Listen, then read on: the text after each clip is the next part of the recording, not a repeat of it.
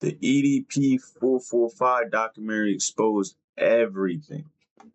Okay, twin, I think it's finally time for us to talk about this EDP 445 documentary, because I'm not gonna lie, this was one of the craziest watches I've had in a very long time. This is the most candid version of EDP I've had to witness, because if you didn't grow up on the internet or you didn't witness EDP when he first got exposed, but for the longest time he would always deny what he got caught doing. He would always deny the fact that he was a... Well, I mean, he's still denying the fact that he's a... but in this documentary he is very open with the fact that he is attracted to young girls and girls that are under the age of 18. But that's not the only thing that I want to talk about in this video, because everybody knew that EDP was a creep and a predator even prior to him getting on camera and admitting it himself. What I also want to talk about is just how incompetent these YouTube predator catchers are, because with a cameo from Kayla Hoskins, she reveals just how evil some of these YouTube predator catchers can be, namely Donut Man Jadion. But if this tea interests you, twin, you might as well come and tap in. Comment for the algorithm. Alright, twin, so the first thing I want to discuss in this video is just how candid EDP has been with the fact that he is attracted to underage girls. And like I said in the intro, throughout the years, EDP would go on to deny it or talk around it, and that was obviously because he was trying to avoid a conviction, and he was trying to avoid getting into jail. But somehow Mike Klum got him to admit to all of this on camera, and he even would admit to this while talking to Chris Hansen, which is where I want to start at. Why did you go to that location? What did you think was going to happen? I showed up to that location that day, trying to obviously meet up with an underage girl.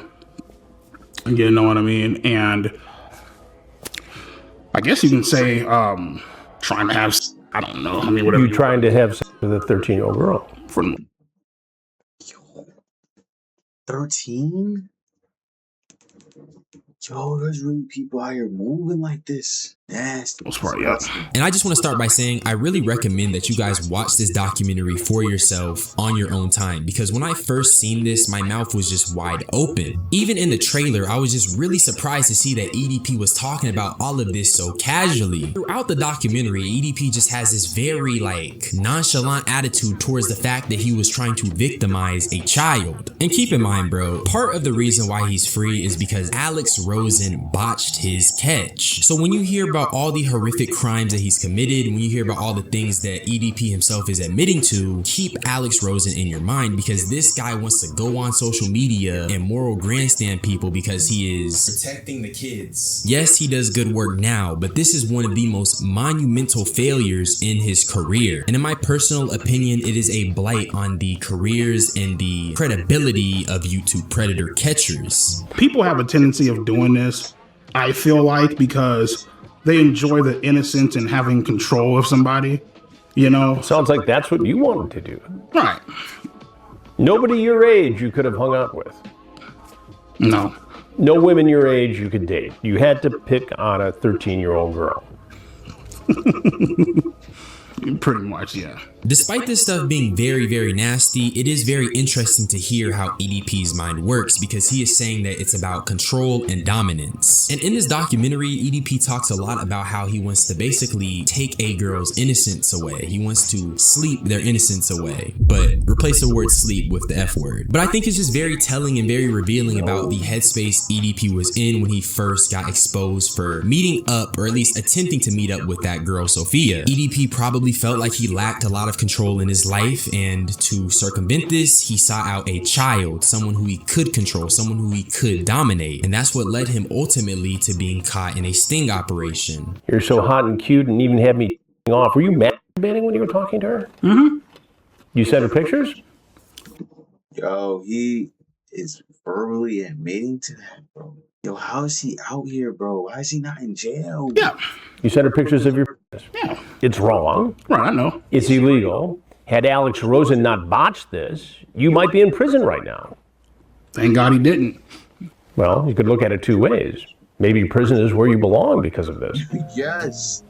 If it was where I belong, I'd be in shackles right now, so. And this is what I mean when I say this is a very candid version of EDP. He is literally, bluntly admitting that he was masturbating while talking to who he presumed was a child. I just find it so mind-boggling how he's able to talk about this so casually and how he's making such light out of this situation. Especially that comment about how if he was meant to be in prison, he would be in shackles right now. And here's the thing, bro. Obviously, EDP deserves to be in prison, but the reason he isn't is because of dudes like Alex Rosen. And because he botched the predator catch so badly, now EDP can be smug about the fact that he's a free man despite the fact that he was and still is attracted to underage girls. But let's allow Alex Rosen to give an explanation. But what accountability can you take in the fact that EDP is free today?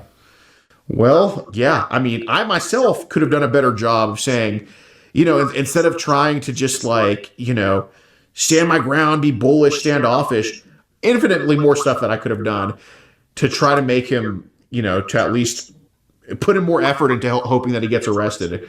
But, you know, I can confidently say that predator poachers have been responsible for getting like infinitely sicker people in EDP off the streets, and EDP played a part in teaching us that lesson on how to do that. My thoughts on Alex Rosen is I feel like he's a piece of shit. So I ended that clip on EDP saying that Alex Rosen is a piece of shit because in that one particular instance, EDP is correct. Now he's not correct for the reasoning that he gives because he tries to basically turn it into a pity party about how Alex Rosen ruined his life, but we all know that EDP ruined his own life. We need to be honest about Alex Rosen. Alex Rosen botching the EDP catch was one of the most historic failures I've ever seen, and that's exactly why he's a piece of shit. Because if y'all remember, he was advertising this thing for a very long time. He didn't immediately drop the video, and then when he finally dropped it, nothing ever happened to EDP. So while yes, he may have improved since this catch, this is still a blight on his career and his legacy because we're in a future where EDP is just casually admitting to all the crimes that he's committed. And that's partly because Alex Rosen didn't lock in and get him arrested when he had the opportunity. I do not have a sexual attraction to 5th, 6th, 7th, and 8th graders. Now, mind you, if you 16 or 17, nigga, and you got your titties bulging out, a might actually whack off to your pictures a few times. And this is the last clip I'm going to show you guys when it comes to EDP just being very casual about his attraction to underage girls, because I really don't want to show you guys this in my video all that much, or I guess more than I already have, because frankly it is disgusting. And at this point we already know that EDP is a predator, but I also want to give you guys a demo so you know what to expect when you go into watching this documentary. It is very graphic, it is very disgusting, and you are going to be seeing a facet of EDP's dark and twisted mind. But I think you'll also be feeling more enraged by these vigilante predator catchers, because this is the dark side of predator catching. When these guys aren't arrested, when they aren't convicted, you have monsters roaming amongst us in society. You have monsters who are able to gleefully and casually admit that they would victimize young girls. But I think it's time we talk about Kayla Hoskins. If it was legal, would you have had sex with Kayla Hoskins? If it was legal, oh, I would have turned that ass out. I would have ate her ass out, my nigga, man. Had a funnel cake about her. Yo, he really just said that. Yo, he said if it was legal, he would do that. Yo, this man right here gots to go. I'm telling you, bro, gots to go. You know what I mean? That is the man who Jadion intentionally invited to his Discord server, and he is also the man who Jadion allegedly encouraged Kayla Hoskins to continue talking to, just so he could get a video, just so he could get content. My name is Kayla Hoskins, and in June 2023, I received an Instagram DM from EDP445, otherwise known as Bryant. I first replied to EDP because I always reply to anyone who messages me, and I didn't know who he was, but I freaked out because he told me he was suicidal, and sooner rather than later he started sending very flirtatious messages. While later, Jadion added EDP into his Discord filled with kids for a Q&A, I'm showing this clip first because this contradicts the story that Jadeon and his manager have been saying. They've made the claim that Kayla reached out to EDP first to be a decoy, but this is Kayla bluntly telling us that EDP reached out to her first and she replied. And if you've been keeping up with Kayla, you would know that this has been her story the entire time. And in my personal opinion, the fact that Jadeon and his manager have been trying to change the story into her reaching out first, that screams a cover-up. Allegedly, of course. I think this is a cover-up because it just makes Jadeon look bad. Not only did he invite EDP to his Discord that is full of minors, but EDP also found a girl to victimize within Jadeon's Discord, and the only reason that he would do this is because Jadeon invited him in the first place. But if Jadeon and his manager spins the story to be that Kayla hit him up first, then they have less accountability that they have to take. They can paint Kayla as an immature kid who just wanted clout. Skeeter Jean literally does that in this documentary, which is something these big YouTubers try to do whenever you push back against them or criticize them. They say you're clout chasing, or you're just trying to profit, or you're trying to gain something from calling them out. It's always the same MO. But let's continue. In what way were you his puppet? I feel like I was his puppet because I was just like kind of doing the things he demanded me to do. I feel like I am a victim of Jadeon because he encouraged me to keep talking to him for a while. I'm pretty sure Kayla was 15 years old when all of this was happening, and now that she is 18 years old, she is telling us in this documentary she feels like she was a victim of Jadeon because he encouraged her to talk to EDP 445. And if you watch this documentary, you'll see just how deranged he is, and that really puts into perspective just how immature and just how irresponsible it was for Jadeon to encourage this young lady to talk to a predator. And Jadeon had a lot of influence. He still has a lot of influence. So for him to be using his influence in this way is just really concerning. And it's really concerning because these are the same exact criticisms that people have had for this guy for all this time. And with this new documentary, now we can see that all of these criticisms that he ignored led to him encouraging, allegedly, a 15-year-old to continue talking to EDP 445. But let me show y'all this last part that I think is just honestly really insane. So I'd like to let the viewers know that I don't know what they're gonna say, but don't believe it. Because I have proof.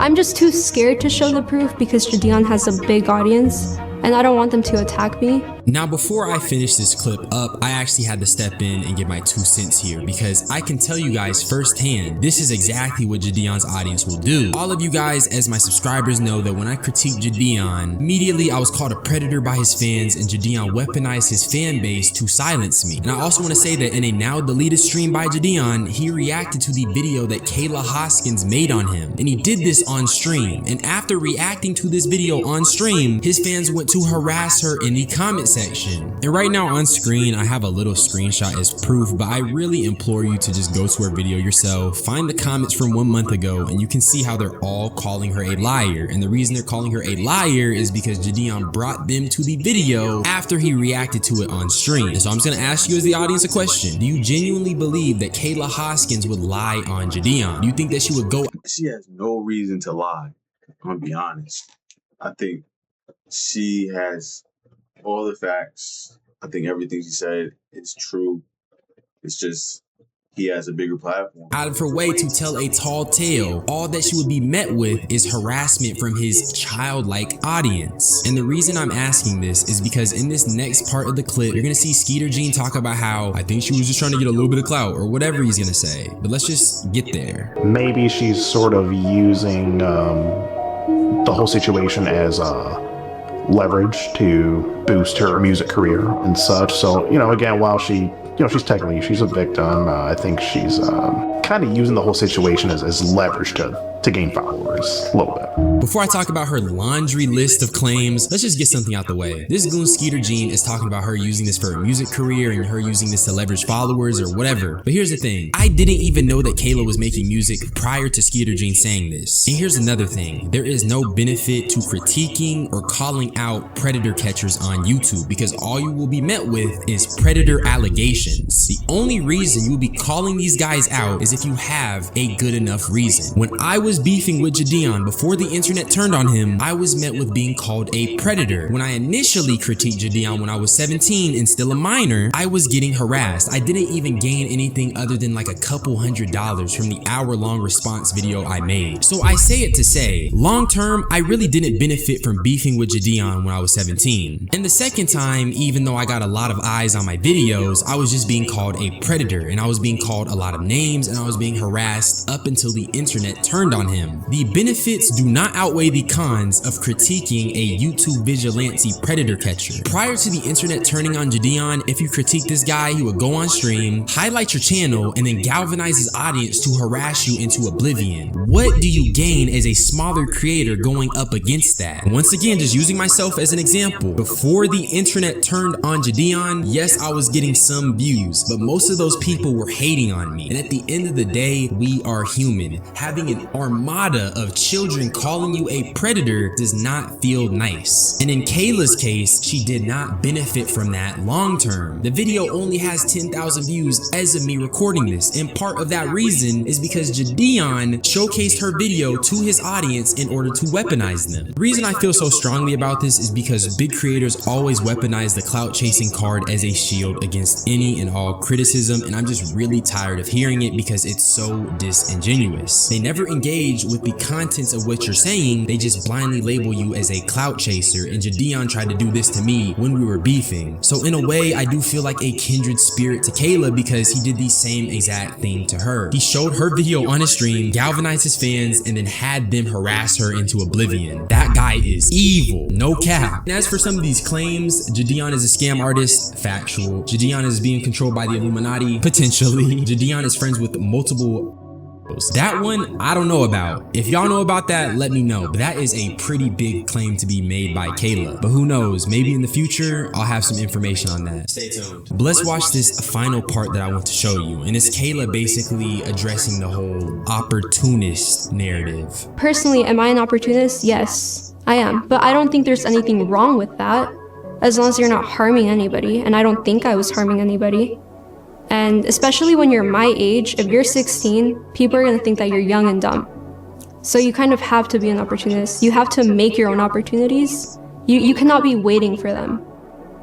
But this entire situation was not that at all. And low-key, I don't think there's anything wrong with what she's saying. All she's saying is that as a young person, you gotta go and get your opportunities, you gotta make your opportunities. But in this particular circumstance, this was not her trying to make an opportunity. And I think she had to clarify this because, once again, these big creators love using the whole "you're clout chasing" as like buzzword soup. It's their go-to excuse when it comes to defending themselves against criticism. Jadeon tried to use it against me. Skeeter Jean tried to use it against her. I see why she had to explicitly state this. And I really implore you guys to not just take their words at face value. These creators are not the best people. Not all of them anyway. Some of them, okay, they're pretty cool. But in terms of these vigilante predator catchers, they're doing it for the money, which wouldn't be an entirely bad thing if they at least took their work seriously. As you guys have seen in the past year, it's clear to them that this is just spectacle. And the thing with spectacle is that they have to make it even bigger because that's how you get the most views. But with all of that being said, this documentary was indeed a crazy watch. I thought it was a good watch as well, and I really do implore you guys to just watch it for yourselves. Take some time, sit down, and really just watch it so you can see just how depraved the mind of EDP is. Watch it so you can see the dark side of vigilante predator catching. Watch it so you can see what happens when you botch a predator catch. I want you guys to see the type of monsters that can roam amongst us. But that's really all I had to say though. So subscribe for more unsolicited opinions. I love you all.